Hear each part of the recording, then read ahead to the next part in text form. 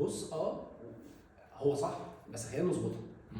فدول اول 3 معلومات قبل ما ندخل في تفاصيل. ماشي. طيب الديجيتال كرييتور ده واحد بيبيع المحتوى، البيرسونال براند بيبيع بالمحتوى. فرق شاسع بين الاثنين.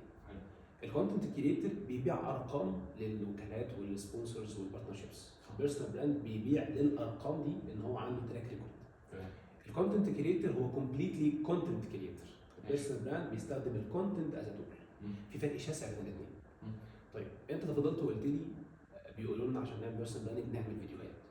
طب انا راجل ما بحبش اعمل فيديوهات، صح. ما بعرفش اعمل فيديوهات، صح. يومي مضغوط جدا ان انا اصور، صح. اموت نفسي.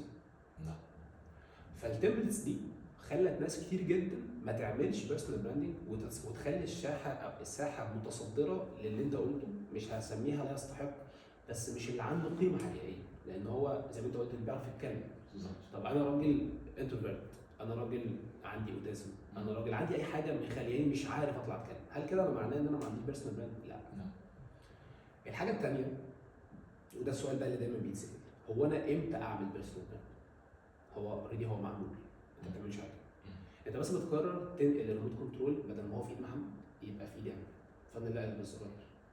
لكن كل واحد فينا هو مولود ببيرسونال براند.